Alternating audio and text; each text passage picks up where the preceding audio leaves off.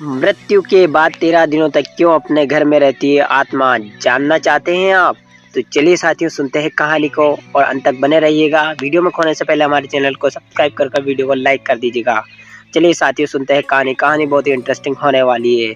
शास्त्रों की बात जाने धर्म के साथ। जिस तरह जीवन एक सत्य है, ठीक प्रत्येक व्यक्ति को ये भी भली भांति पता है कि मृत्यु भी एक ऐसा सत्य है जिसे कोई जितना मर्जी जुटला दे, परंतु इसे बदला नहीं जा सकता।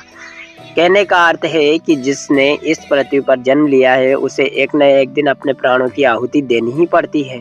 इस बारे में हम में से बहुत से लोग ने कई बार अपने बड़े बुजुर्गों से कहते हुए सुना होगा कि मृत्यु के बाद मनुष्य शरीर की आत्मा 13 दिनों तक अपने घर में रहती है। मगर ऐसा क्यों? इस बारे में क्या किसी ने सोचा है? अगर नहीं तो चलिए आज आपको इससे संबंधित जानकारी बताते हैं और जानते हैं कि आखिर क्यों मृतक शरीर की आत्मा 13 दिनों तक अपने घर में भटकती रहती है। साथ ही साथ ये भी बताएंगे कि 13 दिनों तक मृतक के नाम का पिंडदान क्यों किया जाता है। बता दें कि गरुड़ पुराण में इस बारे में विस्तार से बताया गया है कि गरुड़ पुराण में कि जब किसी व्यक्ति की मृत्यु होती है तो यमराज के यमदूत उसे अपने साथ यमलोक ले जाते हैं। यहाँ उसके अच्छे और बुरे कर्मों का हिसाब होता है और फिर 24 घंटे के अंदर यमदूत उस प्राणी की आत्मा को वापस घर छोड़ जाते हैं। यमदूत के द्वारा आत्मा को वापस छोड़ जाने के बाद मृतक की आत्मा अपने परिजनों के बीच भटकती रहती है और अपने परिजनों को पुकारती रहती है, लेकिन उसकी आवाज़ कोई नहीं सुन पाता। यह देखकर मृत व्यक्ति की आत्मा बेचैन हो जाती है और जोर जोर से चिल्लाने लगती है। इसके बाद आत्मा अपने शरीर के अंदर प्रवेश करने की कोशिश करती है, लेकिन यमदूत के पास बंदिश होने के कारण वह मृत शरीर में प्रवेश नहीं कर पाती। इसके अलावा गरुड़ पुराण की माने तो जब यमदूत आत्मा को उसके परिजनों के पास छोड़ जाते हैं तो उस समय उस आत्मा में इतना बल नहीं होता है कि वो यमलोक की यात्रा तय कर पाए। गरुड़ पुराण के अनुसार किसी भी मनुष्य के मृत्यु के बाद जो 10 दिनों तक किया जाता है उससे मृतक आत्मा के विभिन्न अंगों की रचना होती है और जो 11वें और 12वें दिन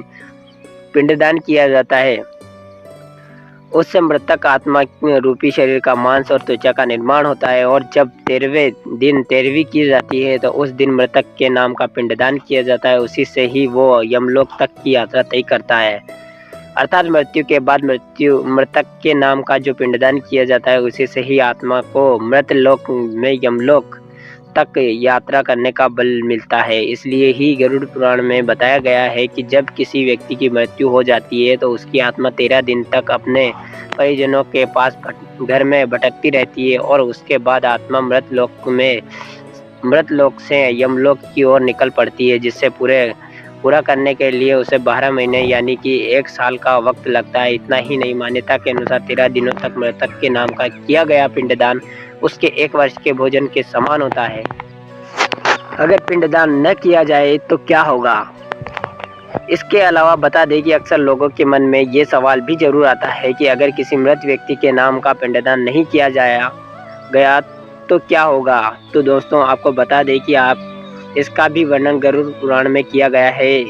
जी हाँ, जिस मृतक व्यक्ति का पिंडदान नहीं किया जाता, यमदूत उसे 13वें दिन जबरदस्ती घिसते हुए यमलोक की ओर ले जाते और मृतक व्यक्ति की आत्मा को इस दौरान काफ़ी कष्ट उठाना पड़ता है। इसलिए हिंदू धर्म में मनुष्य की मृत्यु के बाद 13 दिनों तक पिंडदान करना आवश्यक माना गया है। इसके अलावा आपको बता दें कि 13 दिनों में 13वें दिन परिजनों के द्वारा मृतक व्यक्ति के नाम का जो भोज करवाया जाता है, अगर वह कर्ज लेकर किया जाए तो मृतक व्यक्ति आत्मा को शांति नहीं मिलती।